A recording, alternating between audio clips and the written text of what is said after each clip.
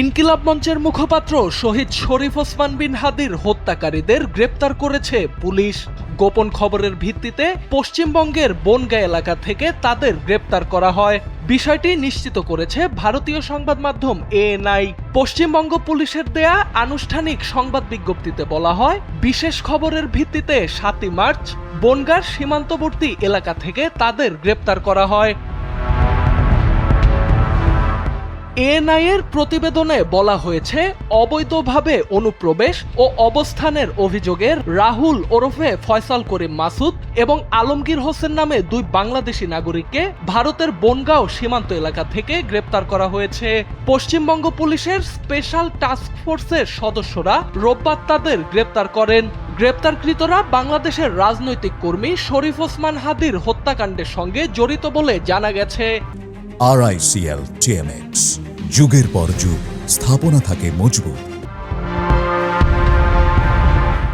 সংবাদ বিজ্ঞপ্তিতে এসটিএফ বলেছে, বাংলাদেশে চাঁদাবাজি ও খুনের মতো গুরুতর অপরাধ সংগঠনের পর ভারতে পালিয়ে আসা দুই বাংলাদেশি নাগরিককে গ্রেপ্তার করা হয়েছে। গ্রেপ্তারকৃতরা অবৈধভাবে ভারতে প্রবেশ করে পশ্চিমবঙ্গের বনগাঁও সীমান্ত এলাকায় আত্মগোপন করেছিলেন এবং সুযোগ বুঝে পুনরায় বাংলাদেশে ফেরার অপেক্ষায় ছিলেন বলে পুলিশের কাছে তথ্য ছিল। সুনির্দিষ্ট তথ্যের ভিত্তিতে অভিযান চালিয়ে গত ৭ ও ৮ মার্চের মধ্যবর্তী রাতে বনগাঁও এলাকা থেকে ওই দুই বাংলাদেশিকে গ্রেপ্তার করা হয়। গ্রেপ্তারকৃতরা হলেন পটুয়াখালীর বাসিন্দা রাহুল ফয়সাল করিম মাসুদ ও ঢাকার বাসিন্দা আলমগীর হোসেন। বিজ্ঞপ্তিতে পশ্চিমবঙ্গ পুলিশ বলেছে, প্রাথমিক জিজ্ঞাসাবাদে জানা গেছে রাহুল ওরফে ফয়সাল করিম মাসুদ ও আলমগীর হোসেন বাংলাদেশের রাজনৈতিক কর্মী ওসমান হাদি হত্যাকাণ্ডের সঙ্গে সরাসরি জড়িত। হত্যার পর তারা মেঘালয় সীমান্ত দিয়ে অবৈধ পথে ভারতে প্রবেশ করেন। এরপর ভারতের বিভিন্ন স্থানে অবস্থান শেষে সম্প্রতি পুনরায় বাংলাদেশে প্রবেশের উদ্দেশ্যে বনগাঁয় জড়ো হয়েছিলেন। এ ঘটনায় গ্রেপ্তারকৃতদের বিরুদ্ধে সুনির্দিষ্ট ধারায় মামলা দায়ের করা হয়েছে। রোববার গ্রেপ্তারকৃতদের সংশ্লিষ্ট আদালতে হাজির করা হলে আদালত তাদের পুলিশি হেফাজতে পাঠানোর নির্দেশ দেন।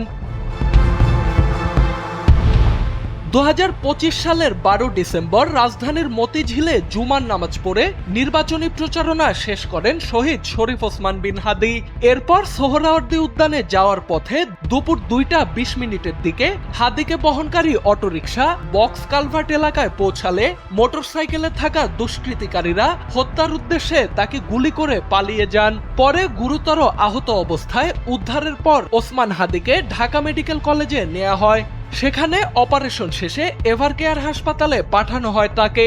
শারীরিক অবস্থার উন্নতি না হয় চিকিৎসার জন্য গেল ১৫ ডিসেম্বর ওসমান হাদিকে পাঠানো হয় সিঙ্গাপুরে। সেখানে চিকিৎসাধীন অবস্থায় ১৮ ডিসেম্বর মারা যান তিনি। সোহানাল রাজি, NPB।